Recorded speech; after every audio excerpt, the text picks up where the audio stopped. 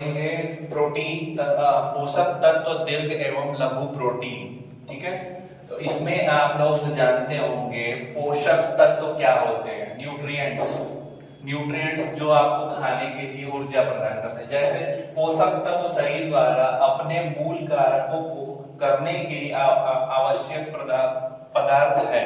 ठीक है, अधिकांश पोषक तत्व आहार से प्राप्त किए जाते हैं, क्योंकि मानव शरीर संश्लेषण या मतलब अपने से नहीं बनाता है। आप जो भी खाएंगे उससे ही आपका न्यूट्रिएंट्स पोषक तत्व आपको प्राप्त होंगे। ठीक है, जैसे आपको यह कार्य क्या करता है, यह ऊर्जा देने का कार्य करता है, शरीर की संरचना में योगदान करता है। तीसरा है आपका शरीर में रासायनिक क्रियाओं के संवहन करता है। ठीक है, समझ रहे हैं इस चीज को ना। तो आपका जैसे इसी चीज का पूरा आपको स्वास्थ्य कैसा आपका रहेगा, स्वास्थ्य अच्छा करने के लिए आपको प्रोटीन ज्यादा लेना पड़ेगा। इसी चीज को यहाँ पूरे डिटेल में बताया गया है। शरीर को कार्य करने के लिए संपूर्ण स्वास्थ्य को बनाए रखने के लिए आवश्यक पोषक तत्वों के 6 समूह हैं। देखिए, जैसे आपका कार्बोहाइड्रेट, विटामिन और खनिज। ठीक है, पोषक तत्वों से आपको ये मिलते हैं। ठीक है, जैसे अब नीचे जाएंगे, इसमें आपका दीर्घ पोषक तत्व मैक्रो न्यूट्रिएंट्स, वे पोषक तत्व जिनकी बड़ी मात्रा में आवश्यकता होती है दीर्घ पोषक तत्व कहलाते हैं। जैसे आपको ज्यादा क्या चाहिए आपके शरीर में, कार्बोहाइड्रेट चाहिए, वसा चाहिए, प्रोटीन चाहिए। इन सब चीजों की अधिकता रहेगी शरीर में, तभी आप अच्छे से ऊर्जा प्राप्त कर पाएंगे। और दूसरा है उसमें लघु पोषक तत्व माइक्रो न्यूट्रिएंट्स, या आपको शरीर में उतना ज्यादा विटामिन में रहते हैं, इसीलिए आपको शरीर में ज्यादा आवश्यकता नहीं है। जैसे आपका अब देखिए भोजन के आवश्यक तत्व। देखिए, जैसे इसमें आपका है निम्न तत्व है प्रोटीन, कार्बोहाइड्रेट, वसा, जल, खनिज लवण, विटामिन। तो आपको बताया गया, जैसे दीर्घ में था प्रोटीन, कार्बोहाइड्रेट और आपका वसा। ठीक है, और आपका ये लघु वाले में था विटामिन और खनिज लवण, जल की भी अधिकता आपको चाहिए। ठीक है ना। जैसे आपस में आप देखेंगे प्रोटीन के बारे में अब आप पढ़ेंगे। प्रोटीन ग्रीक भाषा में शब्द है प्रोटियास से बना है, जिसका शाब्दिक अर्थ है प्रथम स्थान ग्रहण करने वाला। समझ रहे हैं, प्रथम स्थान ग्रहण करने वाला। प्रोटीन की खोज सबसे पहले 1838 में ईस्वी में हुई थी। निवासी मुलंडर नामक साइंटिस्ट थे, उनके द्वारा इसको खोजा गया था। ठीक है, जैसे कोशिकाओं के निर्माण उत्तक होते हैं। जैसे इसमें आपका रासायनिक संगठन, प्रोटीन में क्या क्या मिला होता है, ये समझने के लिए बात है। ठीक है, आपका देखिए प्रोटीन में प्रमुख रसायनों का प्रतिशत, कार्बन है 50%, ऑक्सीजन है 32%, नाइट्रोजन है 16%, हाइड्रोजन है 7%, सल्फर है 3% और आपका फास्फोरस है 3%। यही चीज होता है आपका 100% प्रोटीन अगर आपने लिया है तो उसमें इतने इतने परसेंट आपको तत्व मिलेंगे। ठीक है, अब आपका एमिनो एसिड क्या होता है।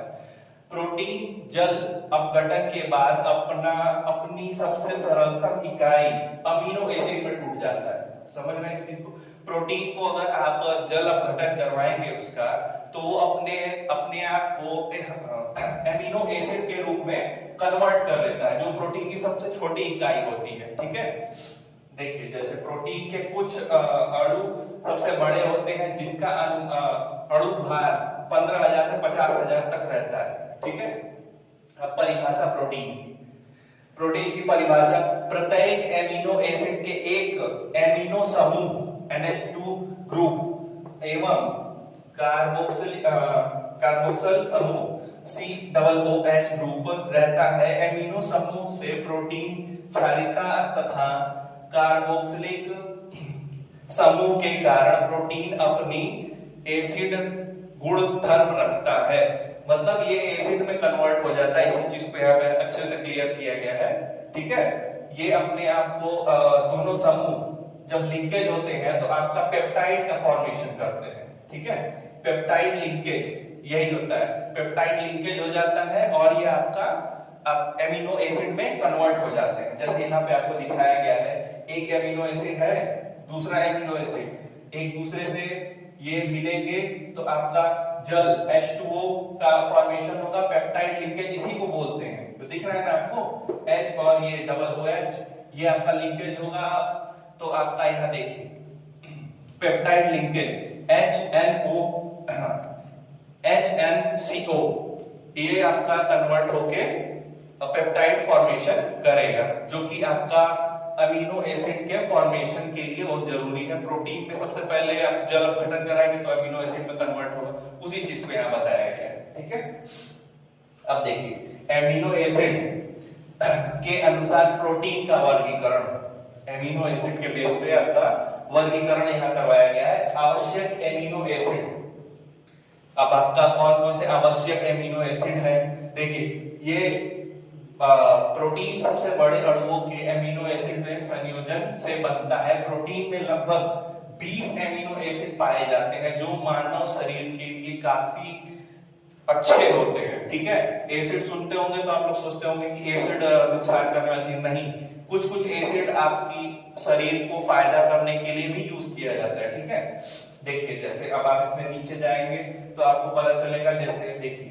एमिनो एसिड, आवश्यक एमिनो एसिड, एक आवश्यक एमिनो एसिड को एक रूप से परिभाषित किया जा सकता है जो जीवन और विकास स्वास्थ्य के लिए आवश्यक है और जो शरीर संश्लेषण नहीं किया जा सकता है। शरीर आपका बस संश्लेषण थोड़ी ना करता है, आपको वो खाने के बाद ही प्राप्त होगा, इसीलिए आहार सेवन के माध्यम से आपूर्ति की जानी चाहिए, ये बताया गया ना आपको। मानव शिशु के लिए आवश्यक 9 एमिनो एसिड होते हैं जिनमें से हिस्टिडाइन को वयस्कों के लिए गैर आवश्यक माना जाता है, मतलब उतना ज्यादा काम के लिए नहीं होता है। अर्ध आवश्यक एमिनो एसिड, जैसे इसमें बताया गया आवश्यक एमिनो एसिड, अर्ध आवश्यक मतलब जैसे कुछ औरतें होती हैं प्रेग्नेंट हैं तो उस चीजों में जिस एमिनो एसिड का मतलब वो होता है, जैसे देखिए इसमें बताया गया कभी कभी एक गैर आवश्यक एमिनो एसिड आवश्यक हो जाता है, जैसे बीमारी आहार के दौरान, समझ रहे हैं, जैसे कोई बीमारी है उसमें आपको ये एमिनो एसिड आपका काम के लिए भी यूज हो जाता है। जैसे आपका इसमें बताया गया है, देखिए जैसे प्रेगनेंसी में भी कई वो होते हैं एमिनो एसिड यूज होते हैं ताकि वो अपना सब कुछ अच्छे से प्रोटीन मिल सके उनको। ठीक है, अब जैसे देखिए एमिनो एसिड को इतने सारे वर्गीकरण में बांटा गया है। ठीक है, जैसे ये आवश्यक आपका एमिनो एसिड है, ये आवश्यक और ये गैर जरूरत, मतलब जो एक्स्ट्रा बनते हैं, ठीक है, उसका ज्यादा जरूरत आपके शरीर में नहीं होता है। ठीक है, अब इसके आधार पर आपका नीचे चलते हैं प्रोटीन का वर्गीकरण। सरल प्रोटीन, सिंपल प्रोटीन्स। ठीक है, सिंपल प्रोटीन्स क्या होता है, यह पूरी तरह से केवल एमिनो एसिड से बना होता है। समझ में, सरल प्रोटीन मतलब पूरी तरह से ये एमिनो एसिड को ही अगर देखा जाए तो वो सरल प्रोटीन कहलाते हैं। और आपका संयोजित एवं या जटिल प्रोटीन, कॉम्प्लेक्स एमिनो एसिड, ये भी आप लोग समझ रहे हो, जैसे आपका लिपिड प्रोटीन है, आपका माइक्रो का है। ठीक है, ये सब आपका जटिल प्रोटीन्स में आते हैं। ठीक है, अब इसमें जैसे तीसरा देखिए व्युत्पन्न प्रोटीन, डिलीवर्ड प्रोटीन, ये गर्मी एंजाइम रासायनिक विफलनों में की क्रियाओं में परिणाम स्वरूप व्युत्पन्न होता है। ठीक है, यह कृत्रिम रूप से पॉलीपेप्टाइड में शामिल होता है। पॉलीपेप्टाइड जो कि आपके शरीर के लिए उतने जरूरत नहीं किया जाता है। ठीक है, प्रोटीन का जैसे आपको वहां दिखाया गया प्रोटीन कितने तरह के होते हैं, यहाँ भी प्रोटीन का सेम वर्गीकरण किया गया। सिंपल प्रोटीन, कंजुगेटेड, डेरिवर्ड, उसमें ये आपका डेरिवर्ड में पहला है डेरिवेटिव, डेराइव, ठीक है, प्राइमरी, सेकेंडरी। ठीक है, इसमें आपका सारा प्रोटीन है। ठीक है, इस चीज को अब आगे भी पूरा डिफाइन किया गया है अच्छे से, वो आप देख लेंगे। प्रोटीन तत्वों के आधार पर वर्गीकरण, पोषक तत्वों के आधार पर प्रोटीन का वर्गीकरण, पोषक तत्वों के आधार पर प्रोटीन का वर्गीकरण इसमें किया गया है।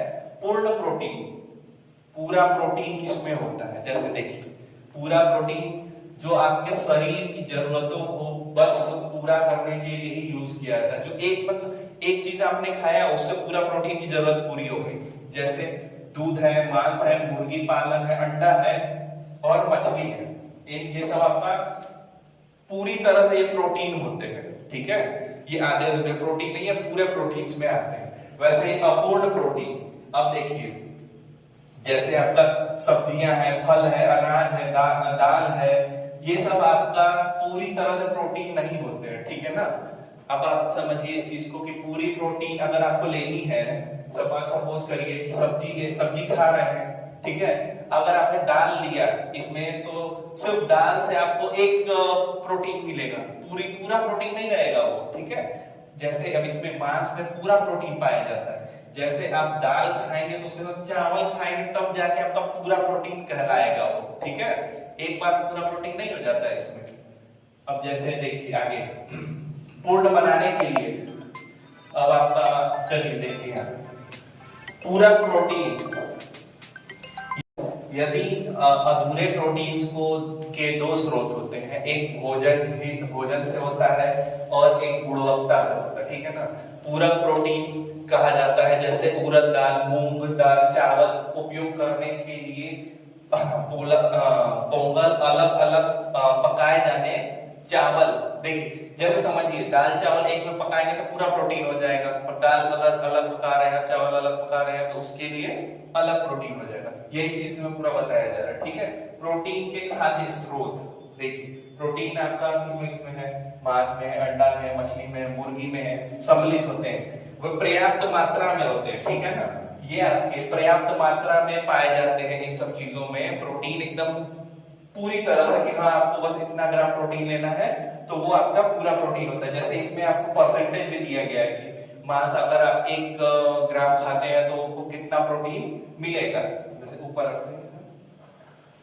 देखिए। सरल प्रोटीन क्या होता है, सरल सिंपल प्रोटीन्स भौतिक तथा रासायनिक गुणों के आधार पर प्रोटीन का वर्गीकरण।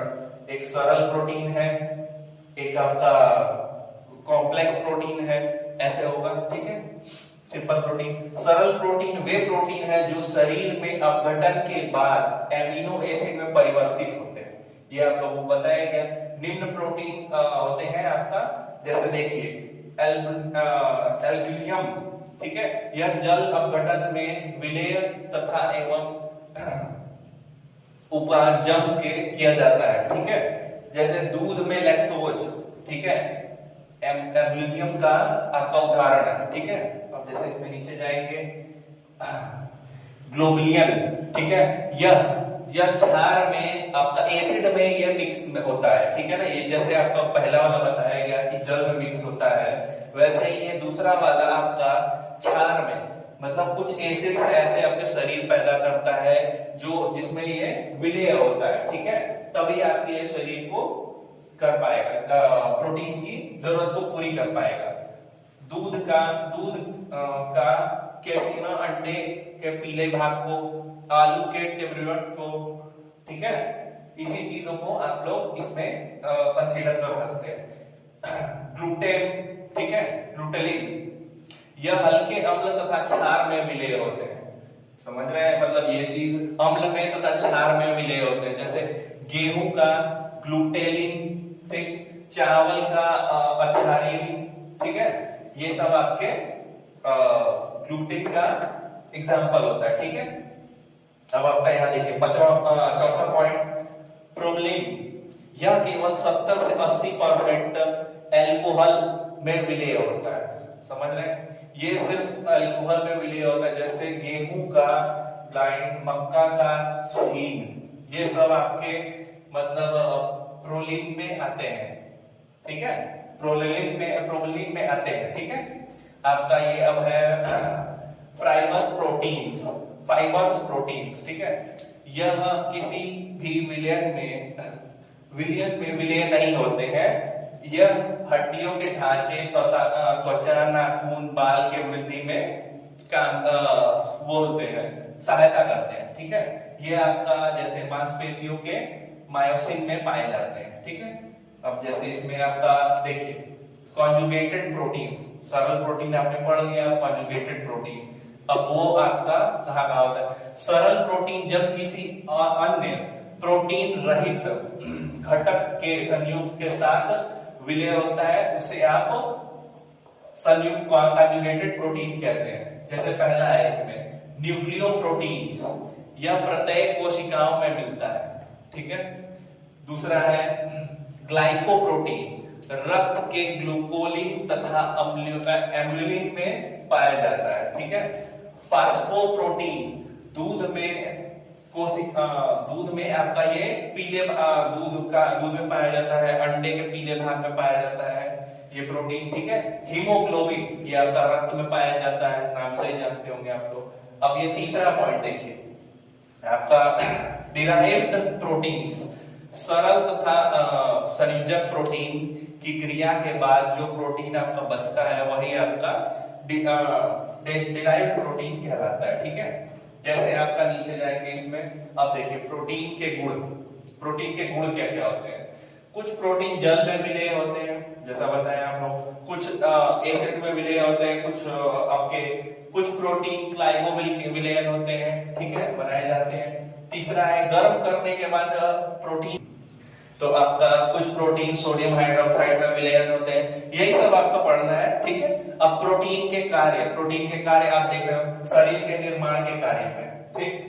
दूसरा शरीर के टूटे फूटे हिस्से को वापस पुनर्निर्माण के लिए, ठीक। अब इसमें जैसे रक्त का थक्का जमाने में, ठीक है, ये भी समझ गए होंगे। जैसे आपको चोट लगा, रक्त का थक्का जम जाता है ताकि रक्त बंद हो जाए, उसके लिए प्रयोग होता है ये प्रोटीन्स का ही आपका यूज में आती है। शरीर के विभिन्न कार्यों का नियमन, समझ रहे हैं। जैसे आपका अब प्रोटीन में शरीर में अम्ल कितना परसेंट है, क्षार कितना परसेंट है, उसके भी ये बैलेंस को मेंटेन रखता है। शरीर में पानी का संतुलन बनाए रखना, प्रोटीन का ये भी काम है, शरीर में संतुलन बनाए रखना। प्रोटीन अणु हमारे शरीर में परारणय दबाव को नियंत्रण करते हैं, मतलब समझ रहे हैं, आपके बीपी को भी नियंत्रण में ये करते हैं, ठीक है। एंजाइम, हार्मोन्स, एंटीबॉडी का निर्माण प्रोटीन ही करते हैं, ठीक है। एंजाइम का है, ठीक है, समझ रहे होंगे। ऊर्जा प्रदान करने में, ऊर्जा समझ ही रहे होंगे, ऊर्जा प्रदान करने में बहुत नॉर्मल चीज है। दूध का निर्माण करने में, अब नवजात शिशु हुआ है तो उनकी माताओं को दूध के उत्पन्न के लिए भी प्रोटीन की आवश्यकता होती है। अब प्रोटीन की कमी होगी तो क्या होगा वो देखिए। शरीर के देखिए आपका शरीर के विकास की वृद्धि देखिए, ये आपका बच्चों में होता है, ठीक है। सूखा रोग में आपका ये क्वासिकोरिन, ठीक है, सूखा रोग होगा आपको, ठीक है। क्वासिकोरिन में क्या होता है आपका, देखिए बच्चों में विकास की वृद्धि रुक जाती है, वृद्धि होती है, वृद्धि में रुकाव, सूजन, हाथ पैर में सूजन हो जाता है अगर आपको प्रोटीन की कमी है। मांसपेशियों में क्षय, आपकी मांसपेशियों में मतलब पतले हो दिखेंगे, ऐसा होगा। मानसिक परिवर्तन, बच्चों में चिड़चिड़ापन आ जाएगा, उदासी रहेंगे, ऐसा है, ठीक है। रक्तहीनता, प्रोटीन की कमी तो हीमोग्लोबिन भी नहीं बनेगा, तो इसीलिए आपका वो भी इसमें जरूरी है। यकृत में वसा का प्रभाव, ठीक है, ये भी है। त्वचा का प्रभाव, त्वचा पर प्रभाव पड़ेगा, बालों पे भी प्रभाव पड़ेगा, बाल झड़ने लगेंगे आपके। भूख में कमी तथा अतिसार, भूख आपको नहीं लगेगी, इस चीज को भी अगर आप प्रोटीन नहीं आपके शरीर में रहेगा, इसकी कमी हो जाएगी तो आपको भूख लगने की भी बंद हो जाएगी। संश्लेषित झिल्लियों का प्रभाव, ये भी है आपका। अब देखिए यहाँ पे आप 11वां, चंद्रमा के समान मुख, अब आपका मुंह छोटा सा दिखने लगेगा, ये चीज है। नाड़ी तंत्रों का प्रभाव, समझ रहे हैं, ठीक है। विटामिन की कमी, कुछ विटामिन निर्माण प्रोटीन में भूमिका देते हैं, कुछ प्रोटीन ऐसे होते हैं जो प्रोटीन आपका बनाता है उनको, ठीक है, उसमें भी आपका हो जाएगा। अब सूखा रोग आपका, ठीक है, अब ये सूखा रोग है, इसमें भी सेम चीज है आपका, प्रोटीन की कमी अगर मतलब हो जाएगी। बच्चों में 6 माह आयु के बाद बच्चों के माँ का दूध बंद हो जाता है, तो फिर उन्हें बाहरी भोजन की आवश्यकता होती है, लेकिन कुछ बच्चे नहीं खाते हैं, इसी वजह से उनमें अगर उनको नहीं खिलाया जाएगा तो उनमें प्रोटीन की कमी हो जाएगी तथा उनमें देखिए वृद्धि रुक जाती है। पाचन तंत्र पर प्रभाव पड़ता है, शरीर में सूजन होने लगती है उनकी, यही सब आपका सूखा रोग का लक्षण होता है, ठीक है। अब आपका है यहाँ पे क्वासिकोरिन तथा सूखा रोग के उपचार, उसके उपचार क्या क्या है देखिए। आप बच्चों को कम मात्रा में वसा रहित दूध दिया जाना चाहिए हमेशा, ठीक है। वसा कम रहे लेकिन दूध अधिक मात्रा में दिया जाए ताकि इसको प्रोटीन मिले, ठीक है। भोजन में घी, तेल, मिर्च, मसाले आदि का प्रयोग न करें। पके फल, दलिया इत्यादि का मसाले, कम मसालेदार इत्यादि पदार्थों का प्रयोग करना चाहिए। देखिए तरल पदार्थ जैसे सब्जी का सूप, मूंग की कुटी हुई दाल, फलों का रस, दाल का पानी, ये सब आपको पिलाया जाना चाहिए ताकि प्रोटीन ये सब आपका फुल कर सके, ठीक है।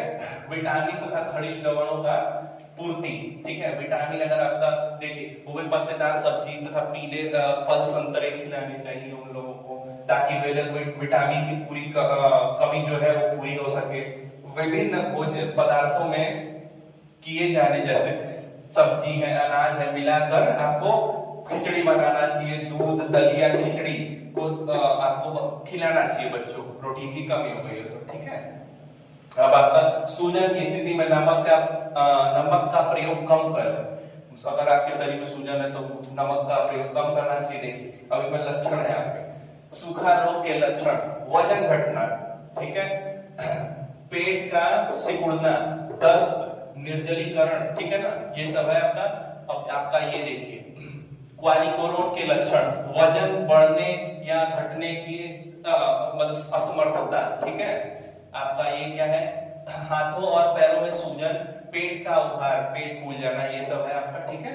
प्रोटीन का दैनिक जीवन में आपका प्रयोग, ठीक है ना, आवश्यकता जानते ही होंगे कि प्रोटीन का काफी ज्यादा यूज होता है। जैसे देखिए अब आपका यहाँ 0 से 6 माह के बच्चों के लिए, ठीक है, 0 से 6 माह के बच्चों के लिए 2.5 ग्राम पर केजी इतना उसको प्रोटीन प्रतिदिन में, ग्राम प्रतिदिन इतना आपको खिलाना चाहिए प्रोटीन, मतलब प्रोटीन बच्चों को मिलना चाहिए।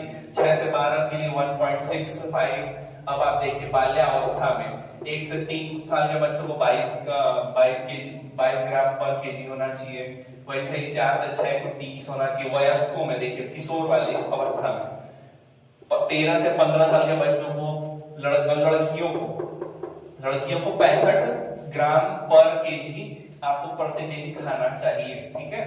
अब आप देखिए लड़कों में 13 से 15 में 70 है, 16 से 18 में 75 है, 78 है, और 16 से 18 लड़कों के लिए 60 है, 80 है, सॉरी 80 है, ठीक है।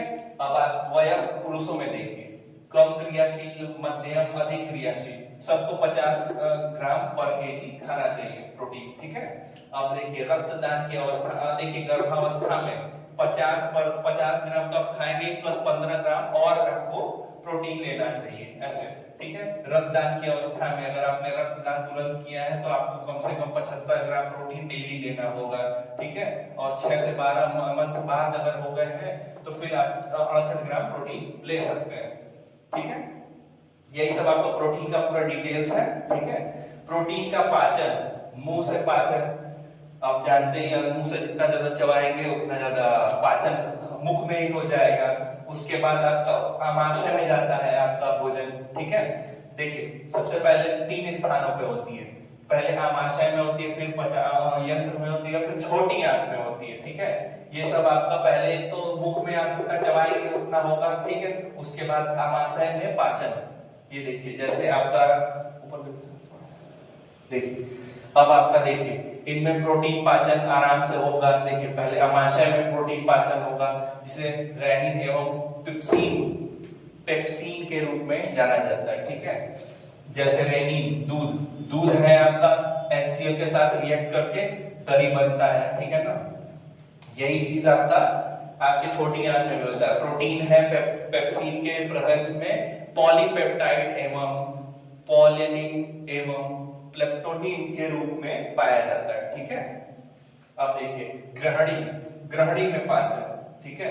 ग्रहणी में पाचन या पीत रस द्वारा क्षारीय पैदा होती है, मतलब इसमें जब अब आपका इसमें अगर ग्रहणी में चली जाती है तो आपका कुछ एसिड का गुण होता है जिसकी वजह से आपका ये प्रोटीन पाचन जो उसमें नहीं हो पाया है वो यहाँ पाचन होता है, ठीक है।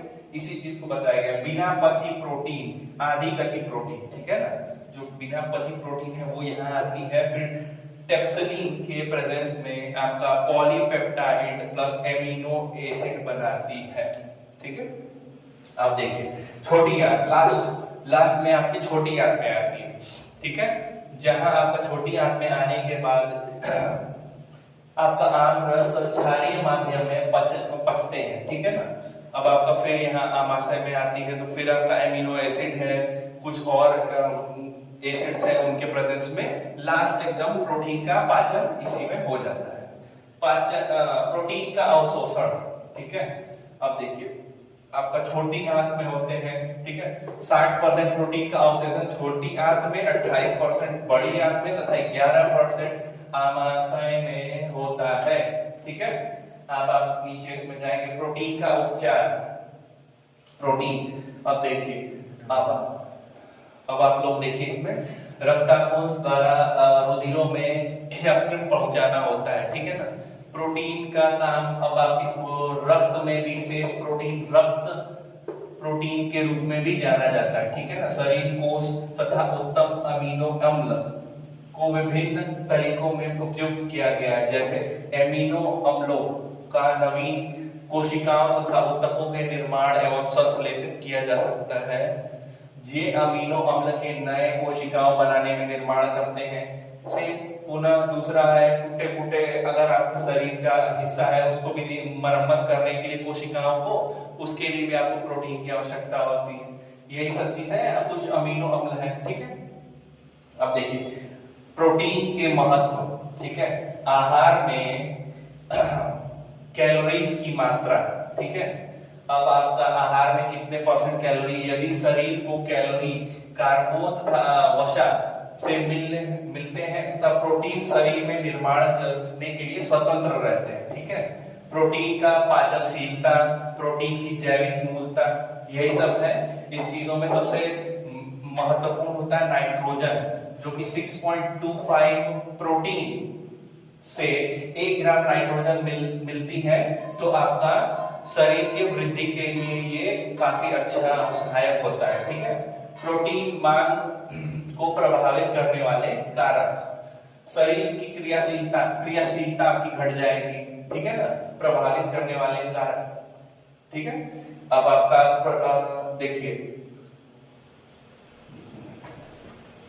जैसा आप कार्य करेंगे वैसे शरीर में आपको प्रोटीन की आवश्यकता होगी। शारीरिक क्रियाशीलता, अगर आप कोई शारीरिक कार्य कर रहे हैं, जैसे मान लीजिए आपने दौड़ा भागी वाला कुछ काम कर रहे हैं, अधिक श्रम कर रहे हैं, शरीर कोशिकाओं तंतुओं में आप काफी टूट-फूट मतलब काफी कसरत कर रहे हैं, तो उस चीजों के लिए आपको कितनी प्रोटीन मतलब आवश्यकता होगी।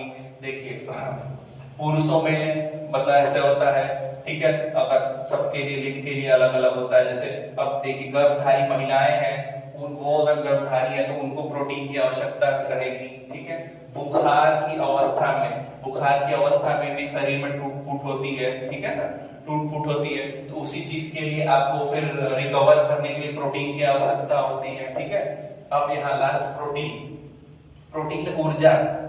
ऊर्जा कोशिकाओं में गंध बालकों में अधिक प्रोटीन की आवश्यकता होती है। जो आपका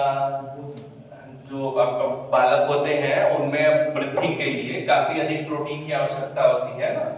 इसी चीज को बताया गया, पाचन क्षमता कम हो जाती है।